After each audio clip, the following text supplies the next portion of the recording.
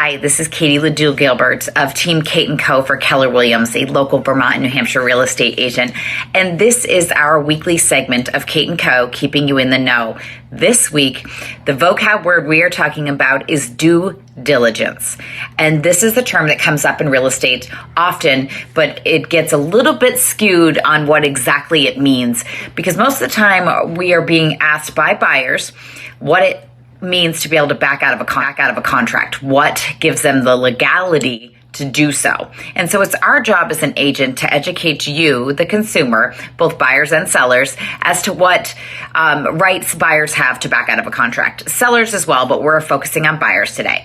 So the due diligence time frame is from the point you sign the contract, also known as the contract date, meaning that both parties have signed it, and that period could run all the way up through closing. The contract will have several different dates to keep track of, and that's what my team is here for, and that's what we will be doing as your real estate agent, as your buyer's agent. So during the due diligence timeframe, some of the things that are being checked by others, checked by us as agents, attorneys, the bank, etc., are home inspection, appraisal, doing a title search, checking on to make sure you can get full insurance, and perhaps checking the HOA docs, which is the homeowners association, if you are buying in a planned development community or something like a condo. So all of those things are going to be happening within that time frame, and they may each have their own dates on them, but those are all things that we keep track of in the due diligence. So the home inspection is the first one. That happens in the first couple of weeks of a contract, and usually is, again, your first step once you've submitted your deposit. And so you have to make sure that you make a response to the seller within a reasonable time frame that has been set forth on the contract. And if you make any negotiations, or if the seller chooses not to honor the request that you've had, that is your chance to back out of the contract. So that's the big one. That is the first big one. The second one comes usually all within the financing piece of things. And financing dates range, and every state is different.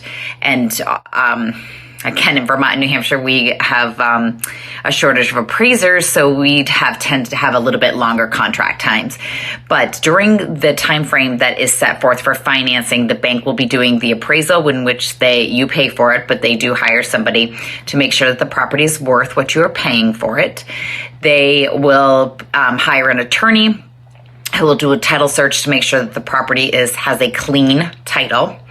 And they will, again, ask for an insurance binder from your insurance company. And then they check all the financials out for the homeowners association. So those are all things that fall underneath that financial piece in the contract. So due diligence is a time frame to just check the full gamut of background of the property that you are trying to purchase. And again, as a real estate expert, it is our job to make sure that we keep track of the dates for you, that you've got them in your calendar as well, but that you understand that there are certain things that you can back out of a contract because of, and there's certain things that you cannot. So this is Kate & Co. keeping you in the know all about due diligence. I hope you all have a great day. We'll talk to you next week. Bye-bye.